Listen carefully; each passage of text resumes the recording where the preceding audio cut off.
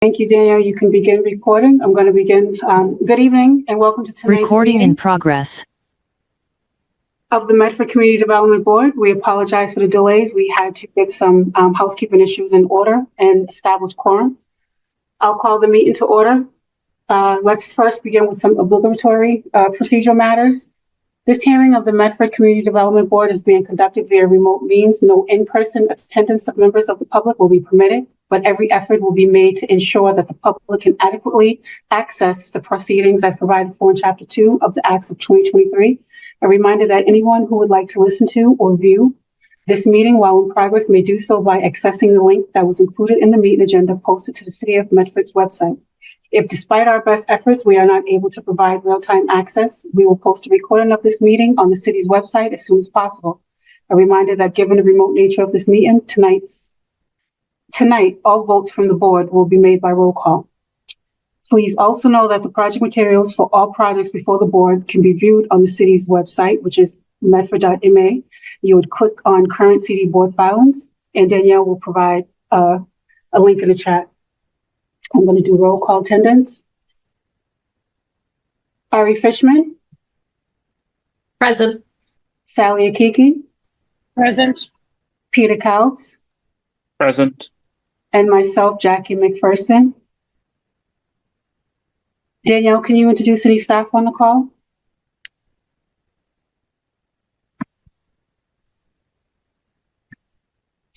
You're on mute, Danielle. Think I remember to do that. I think it's just me tonight. I'm Danielle Evans, Senior Planner from the Office of Planning, Development, and Sustainability. Awesome. Danielle, before I continue, do you want to make any introductory comments about this, the first item, which is One Cabot Road? The first and only proposal we have before us this evening is One Cabot Road. It's for a special permit and a site plan review. Yes, so tonight, the Community Development Board is the referral board. City Council is the special permit granting authority and the site plan review authority for a medical office use in the office zoning district. So it needs a special permit, and it's subject to site plan review because it qualifies as a major project because it's a change in use over 10,000 square feet.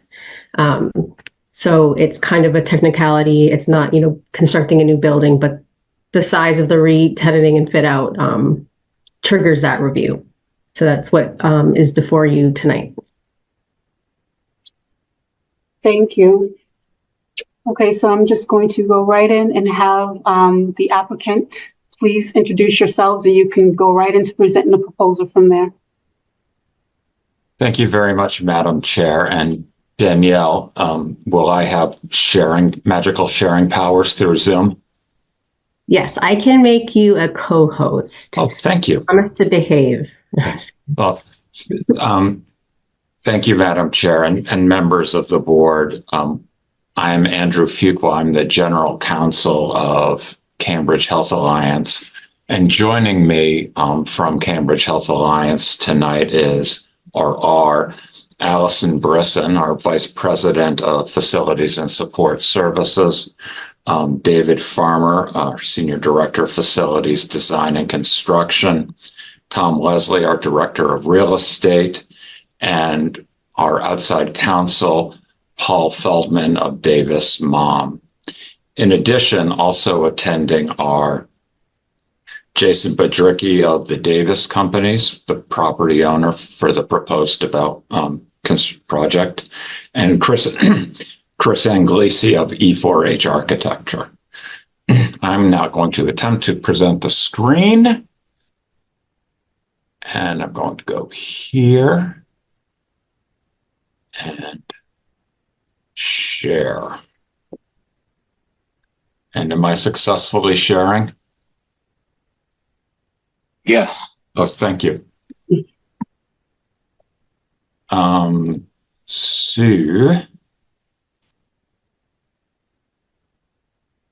there we go. is the introductory slide. So I'd like to start with just a brief introduction and explanation of Cambridge Health Alliance for those of you who may not be familiar with CHA. Cambridge Health Alliance is a public healthcare system that was created by special act of the Massachusetts legislature in 1996. It was formed from the spin-off of the then Cambridge City Hospital and merging into with Somerville Hospital, and it later acquired Whidden Hospital at the request of the state in 2001. The mission of CHA as a safety net organization is to improve the health of our communities, and our primary service area are the communities of Medford, Malden, Chelsea, Revere, Somerville, and Cambridge. And we specialize in, and our focus is in the care of underserved populations. We operate as I mentioned, two inpatient acute care hospital campuses, one in Cambridge and one in Everett. Our Somerville campus now is a inpatient psychiatry facility for youth, children, and adolescents. In addition, and the real core of CHA's business is that we operate 15 ambulatory clinics throughout our service area, including 4 school-based health centers. And these are throughout Revere, Everett, Malden, Somerville, and Cambridge, and hopefully Medford. And we provide a varying mix of services in each of these sites, from primary care to behavioral health to medical specialty services. Our primary care panel is approximately 128,000 patients. So we provide services to a large segment of the population. But as far as hospitals in the state go, we are relatively small. And what brings us before the board this evening? We currently operate, or CHA currently operates a care center in Assembly Square, more or less across the parking lot from the Home Depot. For those of you who are familiar with the Home Depot, it's about a 26,000 square foot site, but we're being required to, even though the site has worked wonderfully in an office building, we're being required to vacate that space because the building is going to be torn down and replaced with lab space. So we will need to vacate by end of September in 2025. So as we were looking for replacement space for the Assembly Square Care Center, the Davis companies reached out to us, and we found that One Cabot presented just a fantastic relocation opportunity for the services that CHA is going to be providing to the patients we serve. Among other things, it's a great location, very accessible, and it was very important for us also to be in Medford, and it's one thing to say that one serves the Medford community. It's another to actually be within a community that one serves. So we have signed up a 15-year lease with the Davis companies for about 56,000 rentable square feet on the second floor of the building at One Cabot Road. As I noted, it's a very accessible location, and we find that it's closer to public transportation than the Assembly Square site, and it's also closer to many of the patients that we serve. It's easy to reach, and it has plenty of parking. In fact, that was really one of the key factors in considering the location. And under the lease, we have 3.25 spaces per 1,000 square feet under the lease, which is much greater than the zoning requirement of less than one. The timetable, for the project is that we would open up the clinic in late summer of 2025. Just as a reminder or a refresher on the building, because I'm not sure, how long all of the members of the board have been on the board. One Cabot Road is located within an office zoning district. All of its existing property improvements fully comply with all zoning dimensional requirements.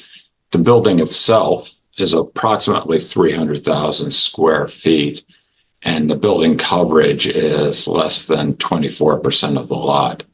It has 941 parking spaces available.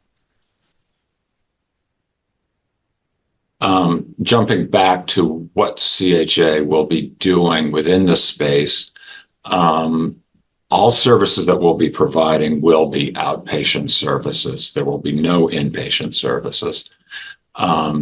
These will be primary care services, will be the major service that we're offering there. We'll also provide orthopedics and rehab services there. There'll be limited on-site outpatient laboratory services so that patients don't need to travel for various draws that may be required.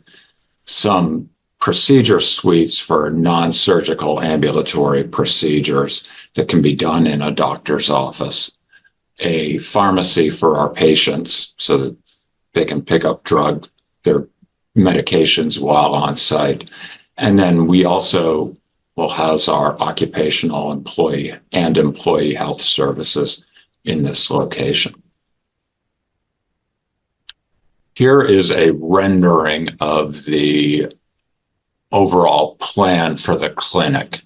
It's got a lot of small indecipherable colors and words on it. So here's a breakdown. Going back, we're starting here near the entrance. We'll enter in the elevator lobby here. Up near the top of the screen where the cursor is our main lobby and central registration area. To the left is where the procedure suite will be built. To the right is the outpatient lab and X-ray for patients with it. Down at the bottom is the pharmacy and where our occupational health services will be provided. The meat of the clinic is on the next slide. And this here, we will have primary care exam rooms and services at the top. And then we'll have our orthopedics, podiatry, and physiatry services offered in these exam rooms in the middle where I'm circling the cursor. And the way that these exam rooms are designed is there will be some ability to flex back and forth between services to meet patient need and demand.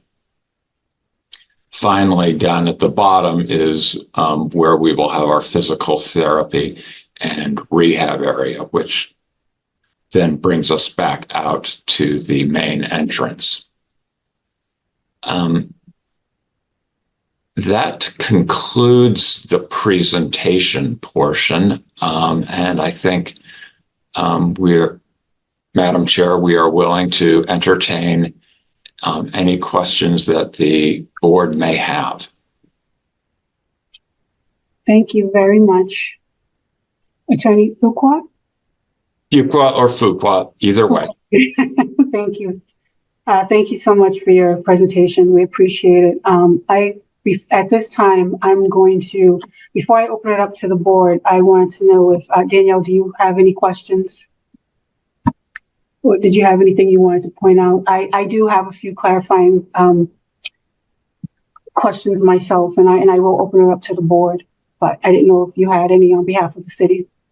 I just wanted to ask if the team had reviewed the comments from our Director of Traffic and Transportation on any of the recommendations, particularly around additional EV parking, additional bike parking, bike racks outside, and the recommendation for restriping a bicycle lane.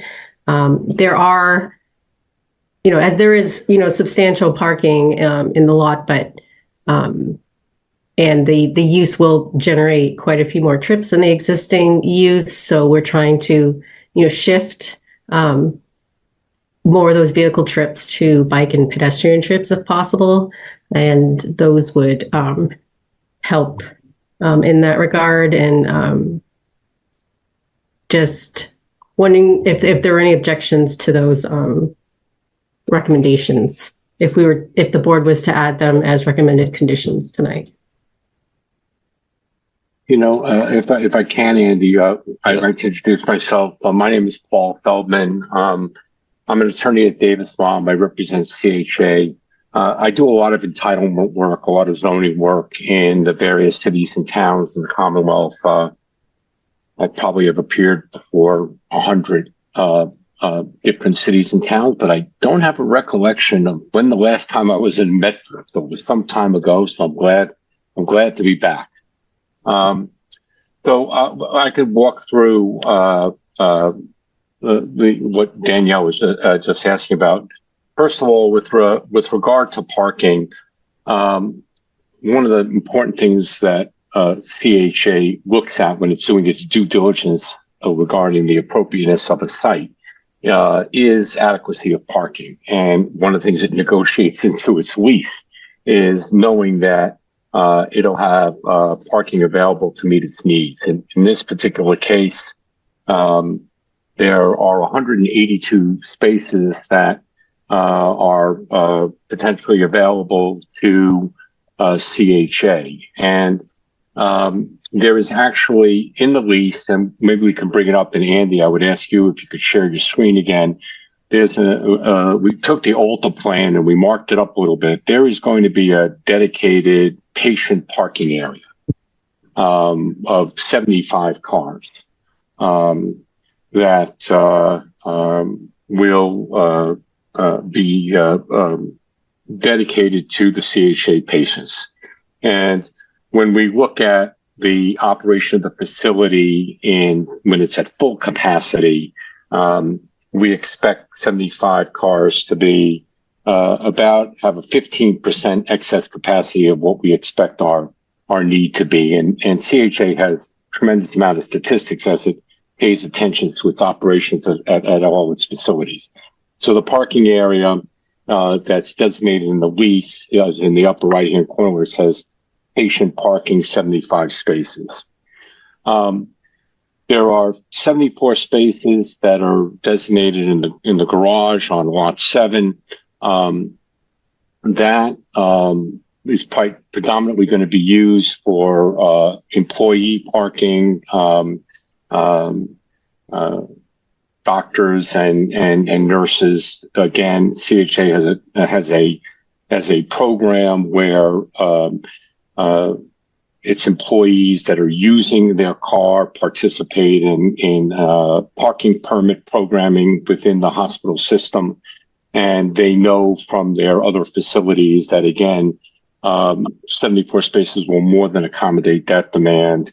And then there's an additional 33 spaces that's in the office garage itself, and a couple of entrances are designated. So to answer the question, will there be, dedicated parking area for patients so that repeat patients will know where they should go and park? The answer is yes. And this is laid out in our lease and it's presented on this exhibit plan. There are existing 30 interior bike racks. There's 5 exterior bike racks. Davis Company advises us that there's an enormous amount of capacity in their interior bike rack room. Only 2 or 3 or 4 bikes are regularly using that room. So there's plenty of capacity for additional users. Neither the property owner and upon our investigation feel a need to increase bike racks. We appreciated the comment by the transportation director because it actually had us look into it for preparation for tonight to make sure that there's adequate room for biking needs. The director of traffic made a comment about adding some EV spaces. We looked into that with the property owner. There are 4 spaces right now on site that have charging capability. You wouldn't find them on ChargePoint, even though if somebody is a member of ChargePoint, that's how they use the spaces. You don't find them on ChargePoint because they're for the tenants of the building. It's not intended to create, public charging. And again, to try to figure out that there was adequate capacity, we talked to the property owner, and I could turn it over to the property owner, but the bottom line is they have statistics that they get from ChargePoint about how much those spaces are used on an hourly basis in a year.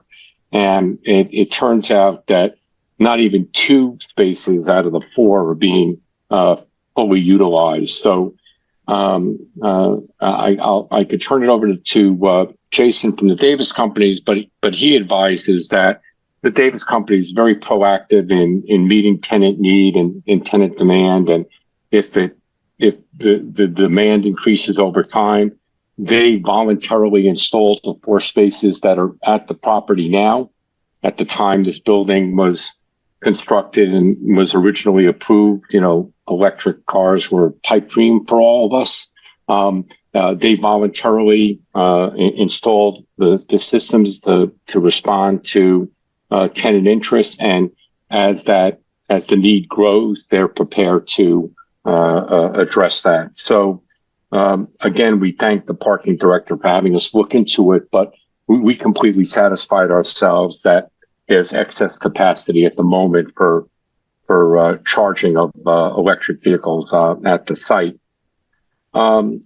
There's questions about encouraging use of alternative means of transportation, and that's something that THA is prepared to do. As our traffic assessment indicates, we'll provide a welcome packet to new employees, and we provide a transit subsidy, T-Pass subsidy to our employees. If you look at the traffic assessment report that was submitted by Vaness, at the end of the report, there are a series of recommendations that are made by the traffic consultant for purposes of trying to mitigate car demand and reduce vehicle traffic trips. And if the Community Development Board wanted to recommend that the project be conditioned to comply with those recommendations of our traffic consultant, that is absolutely acceptable to the applicant, to CHA. The other comment is regarding striping of public ways. That's really beyond the capability of the applicant. CHA has never been asked to do that. We would hope that because the board has the assessor's card on this property, that with the substantial tax revenue that's generated by this property owner, that there hopefully would be DPW would have the resources to do whatever restriping it thought necessary in the city. That's not something that CHA feels comfortable that it can take on or would want to take on, particularly on public rights of way. I think that hits all of the items, Danielle, that Todd Blake set forth in his comment letter. But if there's any follow-up, we're happy to respond further. Madam Chair, may I Yes. respond? I'm very, I guess, dismayed about the existing tenants and their EV charging use.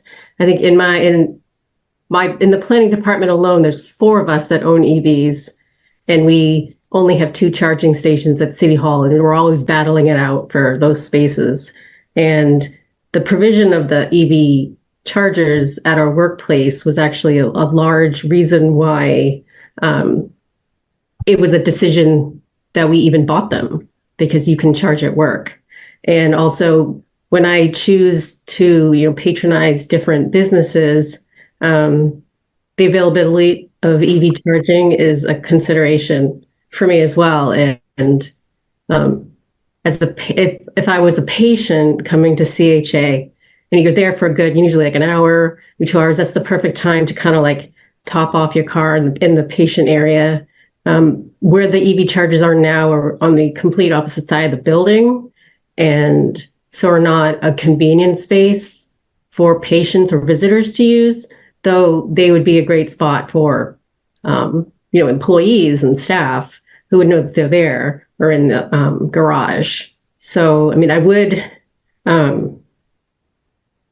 recommend that CHA consider adding, at least one charging station in the patient parking area, as well as exterior bike racks near the entrance, so that folks can actually bike there and secure their bicycle and then go into the building. So there's 2 user groups. There's staff and employees that are there all day, and then there's the folks that are coming to the medical office, which is I would defer to your traffic engineer or to our board member, Peter Calvis, which is driving the increased vehicle trips. And we want to convert as many of those to non-vehicle trips if possible. Fair enough. So let me respond by saying this. We're certainly open to talking with the landlord about adding another post with 2 charges, so for sort of activate another 2 spots. I think it's going to be challenging, and I wouldn't want to overcommit CHA to locate that in the patient parking area, because again, I don't know where the electrical supply is coming from.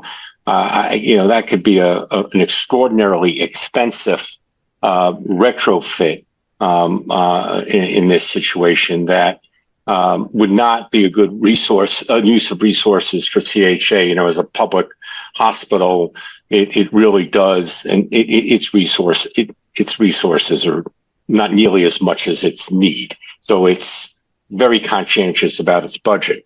But having said that, we could talk to the landlord and work to the landlord about adding, or being able to activate 2 additional spaces. I would suspect it would be in the proximity of where the current EV is, just because of electric use, but I don't know that for sure. If the building owner says, no, we could tie into an electric conduit that's proximate and do it at a reasonable cost, well, we're not wedded to that location. Now, the only reason why I'm commenting it about and not wanting to create an expectation about the parking patient area is it's a little bit away from the front of the building. You have to walk.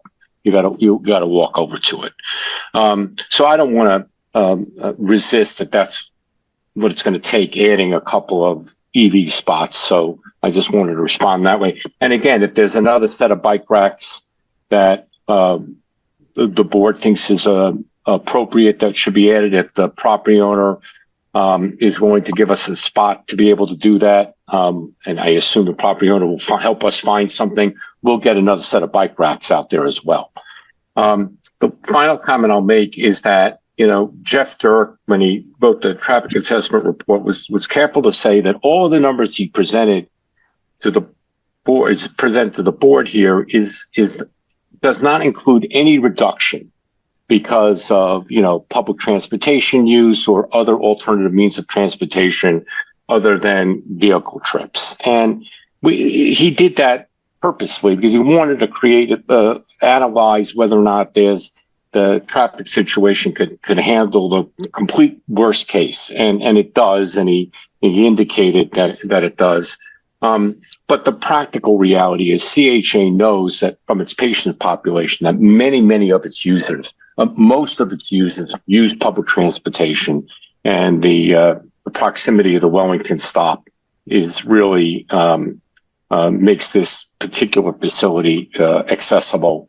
And many of the staff of CHA use carpooling and other means. So while Jeff Turk was careful to say, look, I'm not reducing these traffic numbers, the practical reality is that they overstate the demand. And he was just trying to give the community board a sense of how many additional vehicle trips we might expect from a medical office use instead of a generic office use. And even under those circumstances, the adjacent road network is adequate to accommodate additional traffic without creating any unnecessary or additional queuing delays or other traffic delays.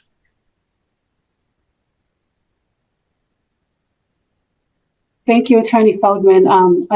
We appreciate your responses. And one of the things, the onus now is on the board to pretty much weigh what's reasonable and what we can recommend to the City Council at this point. And with it being a site plan, as Danielle has already laid out, it's triggering. It's not really triggering other comments from the city department heads outside of transportation. And with it being a special use, a special permit with the change of use, and our due diligence is making sure that we are trying to abide by the performance standards and zoning ordinances as set forth. And so in saying that, I'm going to, I believe that you have successfully answered my responses, but I'm going to open it up to the rest of the board to see if there's anything that they want to add. I see that Peter has his hand raised. Peter, go ahead. Yes, thank you, Madam Chair. So my question was regarding let me look at it. It's in Director Blake's comments regarding the reallocation of current employee parking for visitor parking. And this is, I'm not really sure who this is a question for, whether this is a question for the applicant or the landlord, or maybe Attorney Fuqua, if you can help me understand this. It looks to me from the parking layout that you submitted that there will be some reallocation of that parking. And I think that kind of addresses that concern somewhat, because obviously you don't have as much employee parking when it's not solely an office. I think some of Director Blake's concern with regard to parking is going to be addressed for the patient parking. Peter, not to cut you off and not to speak for the applicant, but I believe that's when they presented 182 spaces available to CHA and 75 will be for patients. Am I correct in saying that? I think that addresses. Yes. Yes. Okay, that's fine. I was looking at a lot of numbers and I just wanted to get some clarification on that. Yeah. And then also, the other thing, one of the recommendations that I wanted to kind of speak in favor of is wayfinding, because I do believe that I do agree with Attorney Feldman that a lot of the users of this facility will be accessing it from the Wellington stop. And as someone who lives near the Wellington stop, I certainly know that area and that routing. And I would, my thought would be to encourage between the property owner and CHA to to have some kind of wayfinding to direct people to who are coming from Wellington to the CHA facility, especially because it will be a new facility. So you will have people who presumably are coming to the area who haven't been around that area before, and to make sure they know how to get there. Yeah, very good point. Jason, who you see on the screen is from the Davis companies. When we saw that comment, I forgot to mention this from Todd Blake, we followed up with him, and he pointed out that a couple of years ago, and Jason, maybe you could speak to this, signage and a lot of improvements were made to direct people correctly to One Cabot. But Jason, you know those details better than I do. Well, the improvements to the pedestrian walkway under Route 16 were done when the bridge was redone. But the actual wayfinding, getting to our building. I mean, when you get off the T, you can see the sign that we have on the building at the top that says One Cabot Road. I don't know if I would be able to put any signage on the MBTA's land, but I can certainly, at the corner of our lot where our sidewalk begins, look at adding a sign there to get them onto our sidewalk and, to our entrance. Yeah, that would, I think, be good, because I know I'm not always sure where the entrance is for One Cabot, and I walked past it to get home from work early today. So well, there's two of them, because there is a rear entrance, which is like where you would end up going if you came from the T. You'd end up coming in the back, which is gotcha. And then so another thing to note is we do also run a shuttle during rush hour. From our front entrance to Wellington. It's only it's only a couple hundred yards away, but for people who can't get around, we run that 3 hours in the morning and 3 hours at night. And we're all just like EV charging, and just like bike racks. We're monitoring usage, and if there was demand, we'd look at altering it. So, thank you. And thank you both. And I just echo to what Peter said. That I think that was my only additional question, and that was pretty much wayfinding. And that was, how do you get people to navigate between those multimodal options that we've been discussing, and how do you get them from driving, bike, and walk, and transit, so forth, within the property itself? So thank you, Peter, for bringing that up. Is any other questions from the board?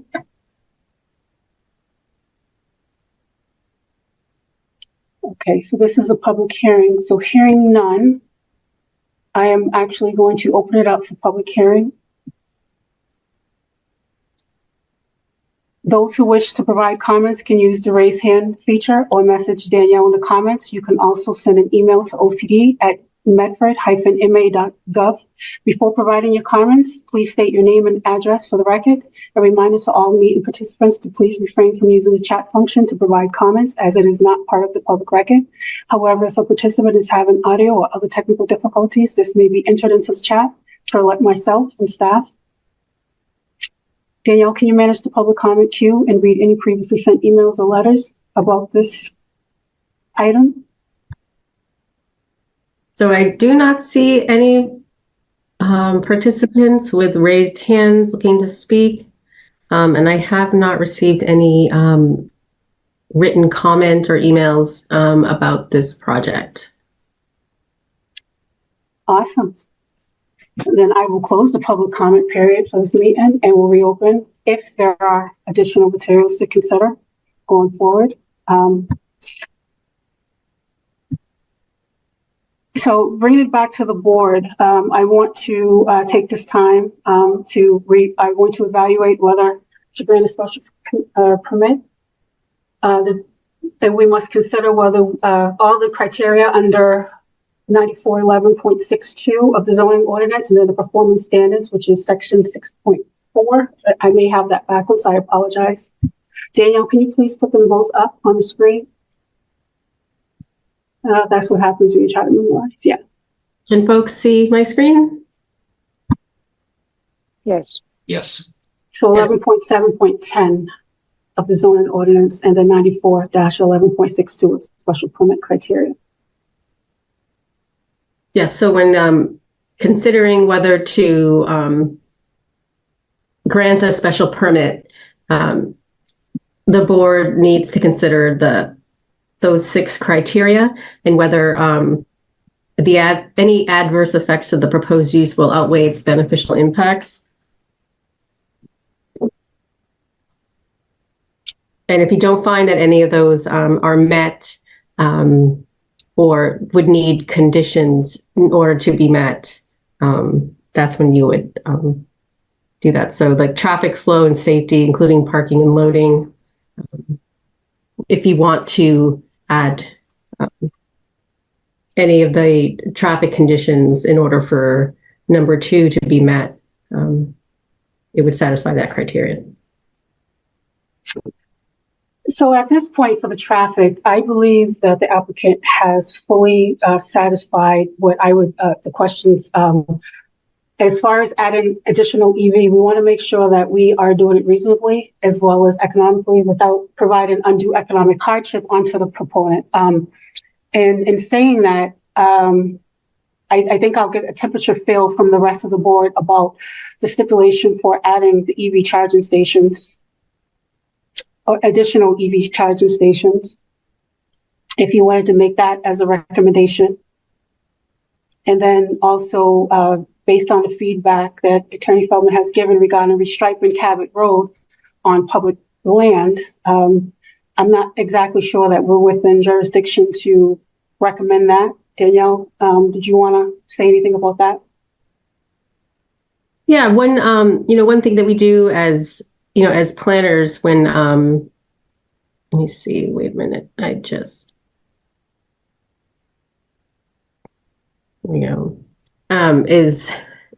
weigh the pros and cons and, different departments will want to see different things. And then it's our job to find the right balance. I agree that I don't think that we should require like any striping of the public way. That is something that we do require for new builds for mostly private developers and, sometimes, just residential uses. So it's not out of the realm of normalcy to require off-site mitigation and, traffic calming methods. But I think for this re-tenanting and fit out that maybe the nexus isn't there to require that. I still think that they should consider adding the EV spaces, but we could soften that language to, should consider like if feasible, which, isn't a requirement, but a strong suggestion that they do that. We are a community that adopted the Stretch Energy Code and the specialized Stretch Energy Code, which requires 10% of all parking spaces be EV ready. So I'm not sure if the building permit would trigger that anyways. You'll find out once you apply for your building permit. That's kind of outside of my realm of expertise, but there could be things triggered just by virtue of us having adopted the Stretch Energy Code. And most of our neighbors have too, including Somerville, where you're leaving. The bicycle parking, exterior bicycle parking, that's convenient to visitors. I would really strongly encourage keeping that as a condition. That feels like a really low hanging fruit, real, short money kind of ticket item to add. That would, I think, go a long way. Because I didn't see any near the entrance, but maybe I didn't spot them. Can the applicant confirm that there's no exterior bicycle parking near the entrance where patients and visitors would enter? Jason, can you speak to that? Yeah, there currently is not. They're around the side and covered, under cover. But yeah, we can certainly look at locating some in the front.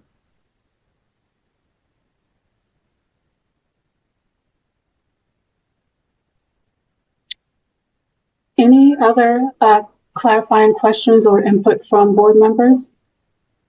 I would like to ask Daniel if do you know when it comes to EV stations, what percentage of parking spots should have EV or are required to have EV in new construction?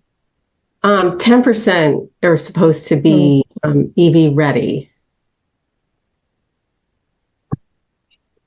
Yeah, I second basically Danielle when it comes to EV stations and strongly suggest that the CHA looks into it and its feasibility. At least one station in the patients area would be great. Or if this is not feasible, then maybe add signage to direct patients to the current existing EV stations. That's a great suggestion, Sally. Because Thank you, Sarah. they wouldn't know that it's there at all because, it doesn't show up on the apps. Rightfully so, it's directed for tenants of the building. Yeah, the I EV see Ari's station. Sorry, I think Ari's hand is raised, Madam Chair. Ari? I didn't mean to interrupt the current back and forth. Feel free to finish it, and then I have a separate comment. Nope, you're on. I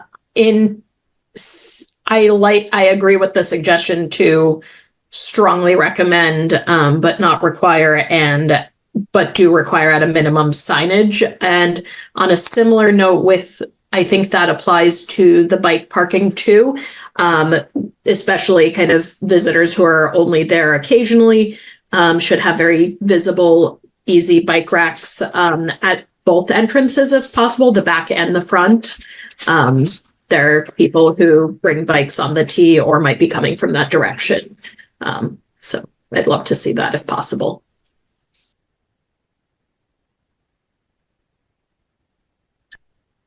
Yeah, and I was just actually echoing earlier with what Sally was saying about the signage for the EV. And I'm not sure, I know Danielle, you said you've seen it, but when we pulled it up on GIS, it was not clear that the EV stations were for tenants or whether they were for the tenants or the visitors or the patients. So the wayfinding of that, even when you find it, can we make that a little bit more clear that it is for their use, the patient use? Yes, through the chair, because I know when and I drove around and was kind of, poking around, and I went up to the, to the charge point, whatever you call them, kiosk thingamajig. And I couldn't tell if it was something that would be open to a visitor to use or if I'd get towed. So it would be helpful, signage would go a long way. You don't have to, submit it to ChargePoint or PlugShare and have it visible, but, to the general public, but it should be folks visiting the building or even working in the building should know that they're there. And, maybe it's available for tenants and visitors. Or there's something for visitors and users of the building or something so that there's, it's understood that it's not public charging. It's not, if you're not coming to do any kind of business at One Cabot, but it's, if you're there visiting One Cabot, that it's available for use. And it doesn't have to be free. It can continue to be, pay for it.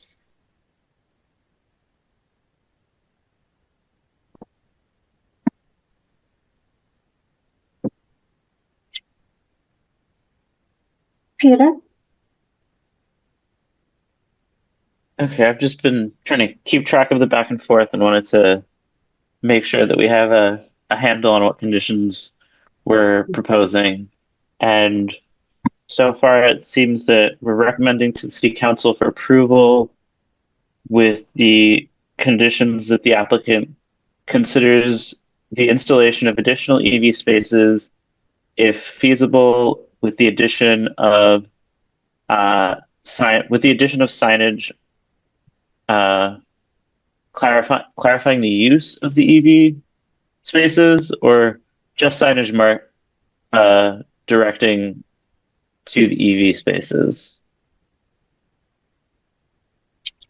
Yes. And then bicycle racks. Both. Oh, you want, To answer Peter's question, I Yes. think both Yes. use and location. Okay. sorry, yes, that's a more appropriate answer. I just said yes, but both.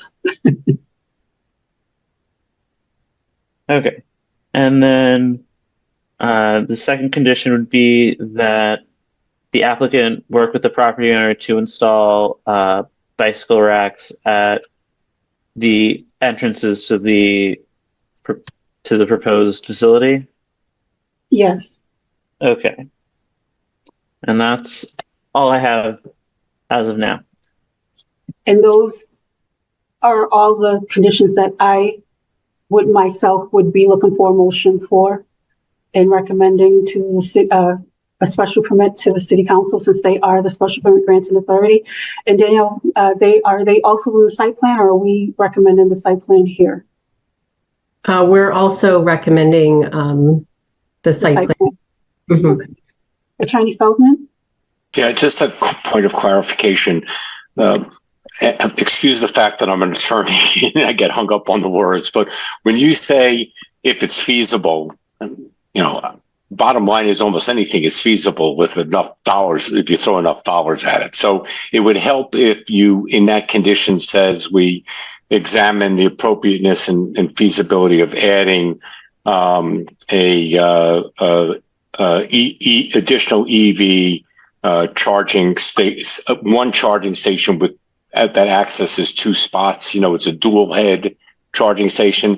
At least that way, it's not vague about the order of magnitude of EV stations you're talking about us evaluating feasibility, and then we'll look at whether or not they could be located in the patient parking. And as I understand it, if they can't be located at patient parking, we provide some kind of signage to direct someone if they were looking for an EV spot where they could find it.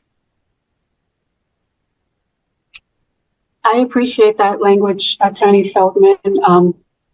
You made it a lot easier to move forward. And if the proponent's comfortable with that, I think that's what the city would appreciate in capturing.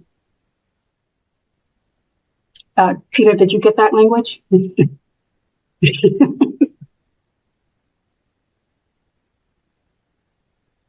I could always work with Danielle tomorrow on the actual, drafting of the recommendation to the city council. I'm happy to help Danielle. Very common for me to prepare draft decisions for boards. But in this case, I know it's a recommendation letter, and I know Danielle does that routinely, but I'm happy to help Danielle in any way I can. Thank you. And I know that the city clerk's office, as the staff to city council, would definitely welcome any help in drafting that condition, and it will expedite you getting one. So for the motion this evening, Danielle, I would have to word it and saying conditions as set forth by the city, as set forth by the Community Development Board, drafted by the city. Well, you would say, we could just kind of use it.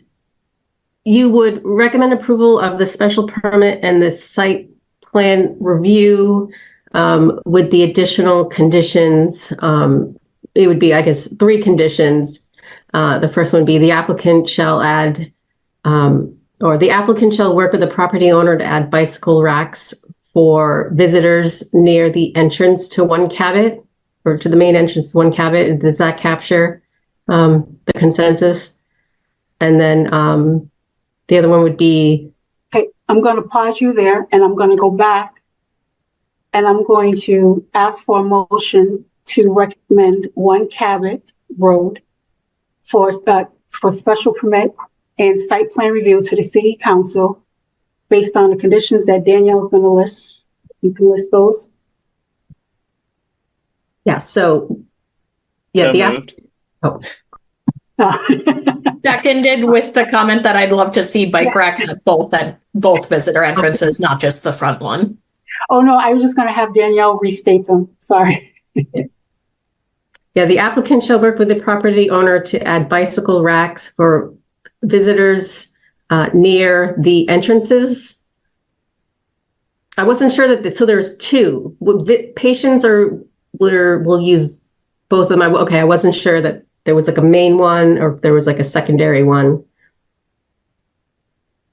But I'll just put near the entrances. Let's keep it open like that. And then the applicant shall work with the property owner to add an additional EV charging station in the vicinity of the visitor parking area, to the greatest extent feasible. And we can wordsmith this so that it's in the correct legalese. And also, or if or provide signage to direct visitors to the existing EV chargers, and make clear that they are available for patient use or visitor use. And then we had a third condition regarding wayfinding signage. So provide wayfinding signage to direct pedestrians to the entrance to the building from Wellington Station. To the yes. extent feasible. Yeah, to the extent feasible within the property. Yeah, I can only put a sign on my property. So Right. I'll put it on Right. the corner. I'll put it on the corner of my property, closest to the underpass.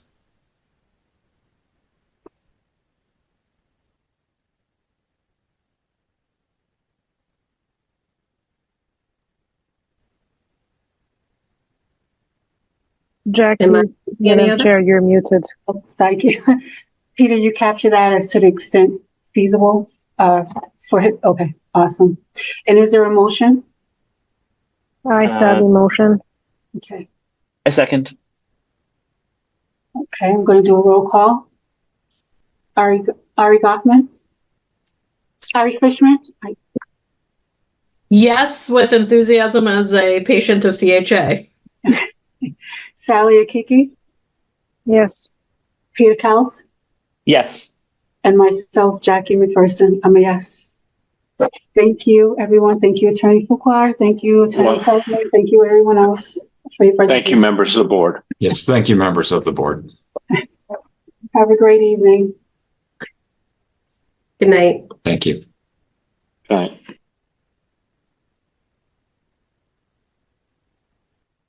Ari, your screen says REG.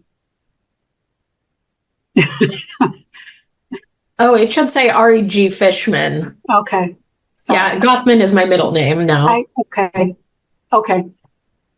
And I saw the G and I couldn't see the fish, and so I apologize.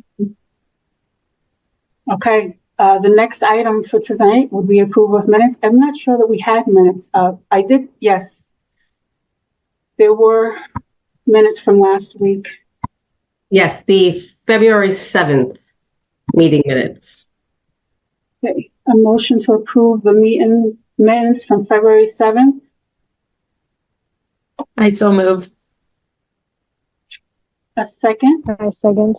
I Sally second. roll call. Ari Fishman, Yep. Sally Akiki, Yes. Peter Kals, Yes. and myself, Jackie McPherson. I'm a yes. And the next would be miscellaneous or other updates. Does the city have any updates? I see that Alicia has joined us fresh from the permitting subcommittee meeting. Oh, were you with city council tonight, Felicia? Yes, if you don't mind, actually, it would be great to just mention this to y'all. We've talked about this, that we're doing a zoning overhaul. One of the motions that President Bears made tonight was to request to reach out to the CD board chair, the zoning board chair, and the building commissioner and request thoughts, ideas, things they'd like to see changed in our zoning. So he worded it in a way that it doesn't have to go to the whole board and be a discussion topic at a meeting. They would like stuff sooner rather than later so that we can start really actually digging in and making changes. I apologize. I didn't write down the date by which they said, because it's not my job to tell you this. It's the city clerk's job. But they are requesting changes. And within the next few days, we are going to push out basically a little form to the public with 2 questions. What would you like to see changed in Medford zoning? What do you not want us to touch in Medford zoning? And the idea is that we've done a lot of outreach. We've done the comprehensive plan. We've done all of that. But I could imagine people might have a pet peeve, you know? I think setbacks should be 6 feet instead of 15. I don't know. Let us build 3-story house. I don't know what people are going to say. But I feel like it's time. If people have their pet peeves they want to send in. No more housing. We can't fit any more housing in Medford. No more housing. You're joking. No. So I'm joking. Yes. That's the first thing that came to mind when you said public. You're joking. You're channeling. That I get. So I will say that what in our minds, what we're sort of thinking of a process is like, if you have a list you want to send me or any member, send me a list, right? If individuals want to make like a comment or 2, or just an idea, we want to funnel those through this web form. So they'll all show up in one document. So they'll be collected, because if we told the public to email me, I would be losing them, right? Like that would become a management nightmare. And we don't want to set up a special email address or anything. So we're just going to put up a form to channel comments into. But I am actually, if you feel like you're going to write a treatise on this, then just send it an email to me and I'll pass it along to the team. So I would love to see the site plan review process change, but I'm just one person. But, I think what we really want to hear from you is how do you want to have it changed? And it could be like, so there are a couple of ways also to approach it. If we had a meeting that was going to be short and we wanted to put an agenda item on for us to talk it through, I could even invite Emily, the consultant, to come and to hear it, or one of her staff. She now has a staff. She has 8 staff to come and like capture these thoughts and ideas, right? If, however, that is not going to fit in our meeting schedule, especially because we're really trying to get moving on this quickly, then if you wanted like one person from the board to sit with me or Danielle or Emily directly and talk it through, that could be arranged too. We just can't have a quorum meeting about it offline about business of the board. So I'm putting it out there, and especially whatever it is about site plan review that you don't like, it is actually in zoning, and certain things are required by 40A, but some stuff is just made up either by Medford or by the person who wrote our last round of zoning, who shall remain nameless.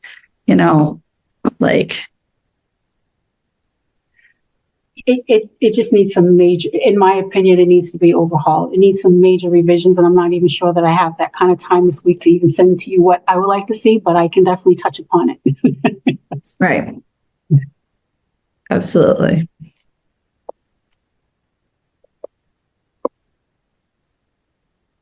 Okay. And it's only 7:45. And it's, so yes. We still have time to, although it was not an agenda item, this is more of an administrative update and not a. We have a meeting next week. I don't know how long it'll be, but you can, if you have some. If you wanted us to, actually, we could put zoning updates and zoning changes as an agenda item. And then if we say the update is we're meeting regularly with the consultant, there we gave you an update. Or if the update is that we want to actually have a discussion about something in the zoning, then we could. Everything will come through you all anyways for you to make recommendations, changes to. So you will see everything eventually. And if you want to have your kind of, ideas kind of like front loaded, so that's honestly, I would rather have, if there are thoughts and ideas of the planning board, give them to us. Let's put them in with the consultant. Let's churn it out at the right time in the right section as part of the public process. So that it's, because we're going to do short-term changes, we're going to do edits, and we're going to do bigger changes. It might take longer. Right now, the city council is planning to meet approximately every 2 weeks about this zoning.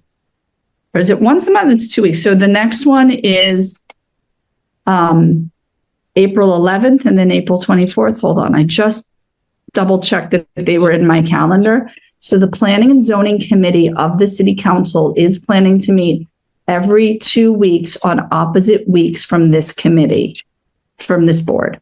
So they were just talking about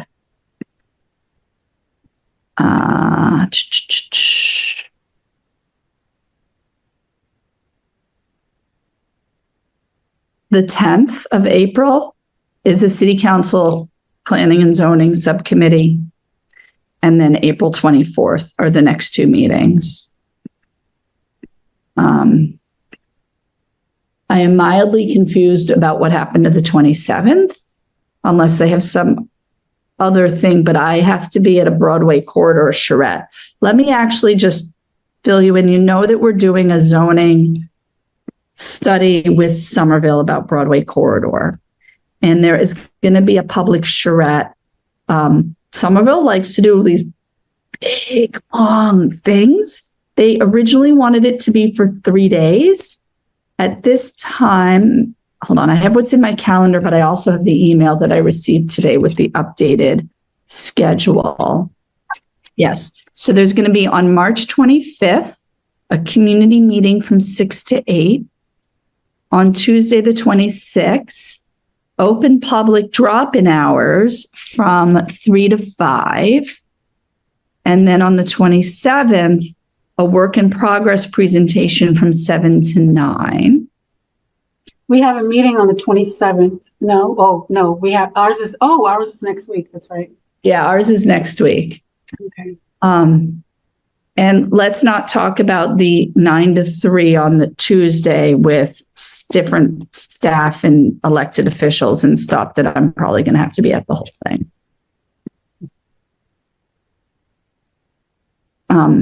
So it's a little insight into how Somerville does it when they have tons and tons of staff.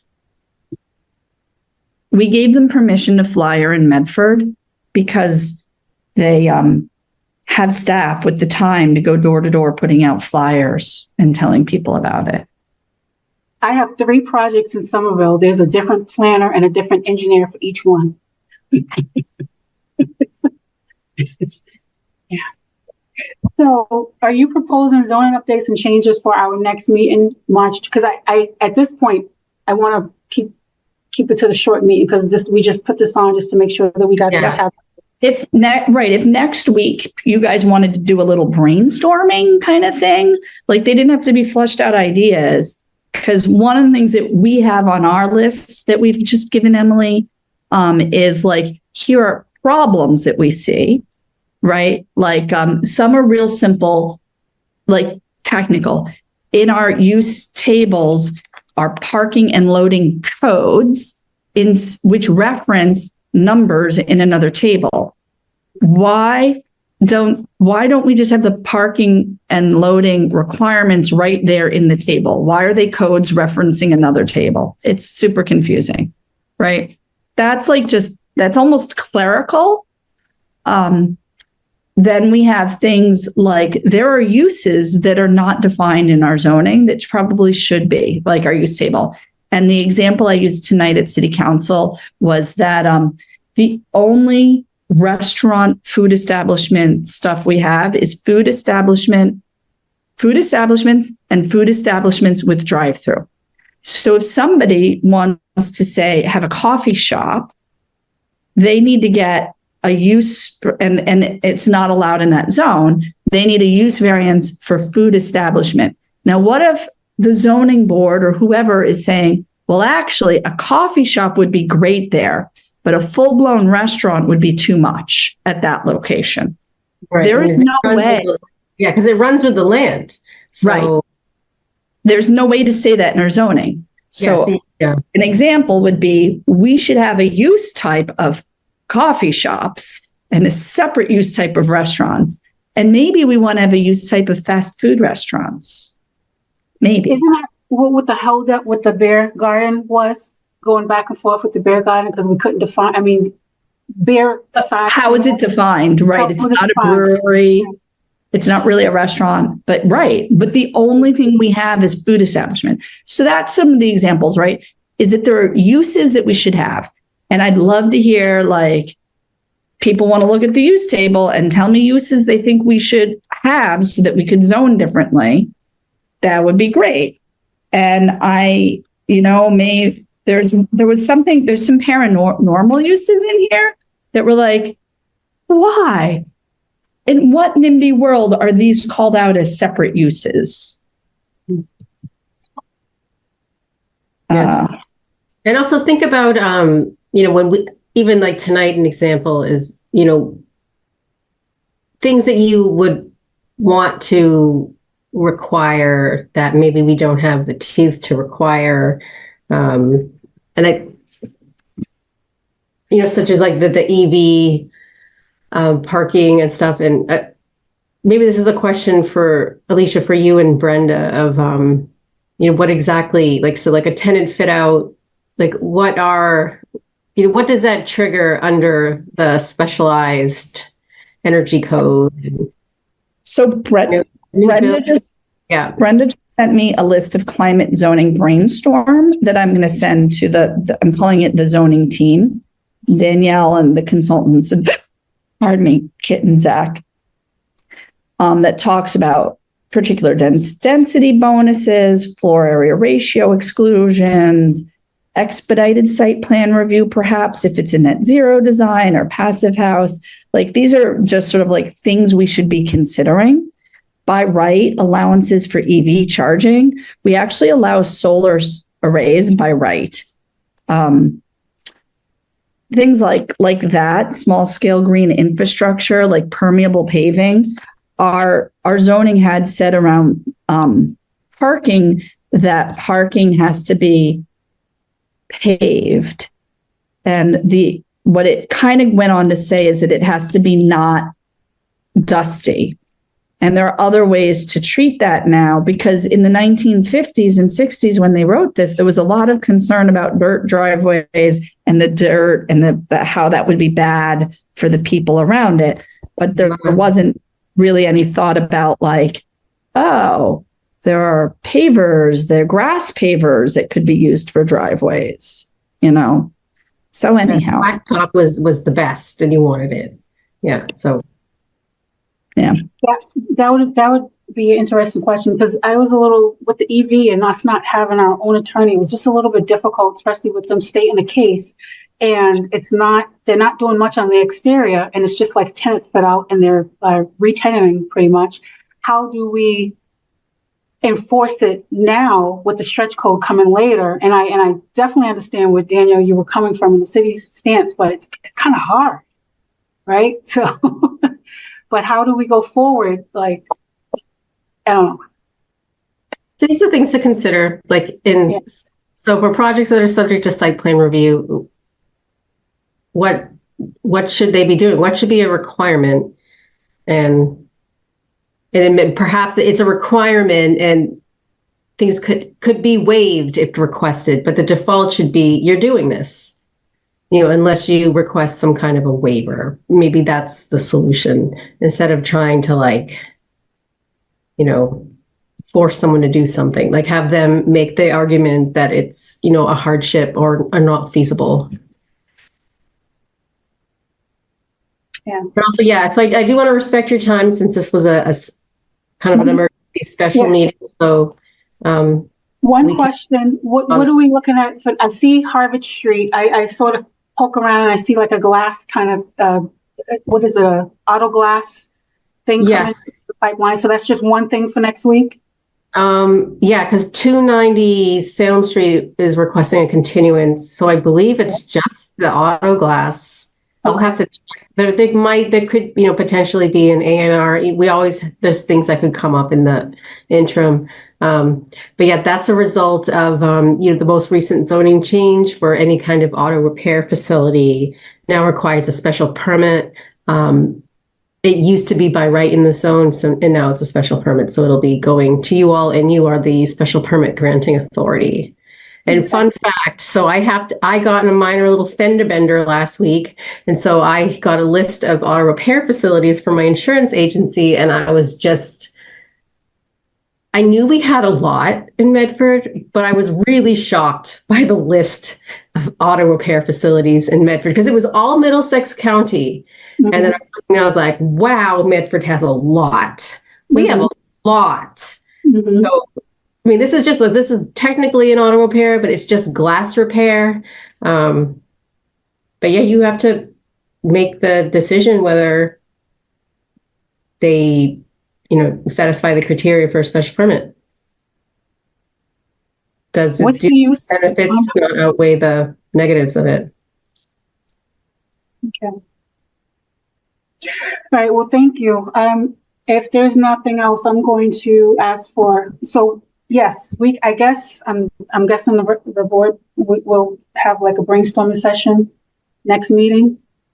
You guys want us to just put it on the agenda to discuss potential zoning changes? Yeah. And we could maybe like narrow it or frame it to kind of direct. Right, whatever you guys want. I just want to get ideas from you now and not in 6 months, please. Yeah, well, I'm for it. I don't know if we have to vote on it, but I'm for it. I'm not for it tonight, but I would entertain it for next week, especially since it's a smaller agenda next week. Great. I'll put it on the agenda next week. How's that? Thank you. And now I will entertain a motion to adjourn.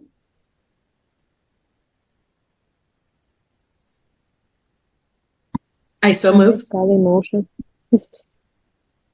Seconded, I second. Sally. Well, somebody has moved and somebody has seconded. Yes. Okay, so Ari Fishman, Yes. Sally Akiki, Yes. Peter Cowles, Yes. and myself, Jackie McPherson. I'm a yes. Thank you, everyone. See you next week. Thank you. Good night.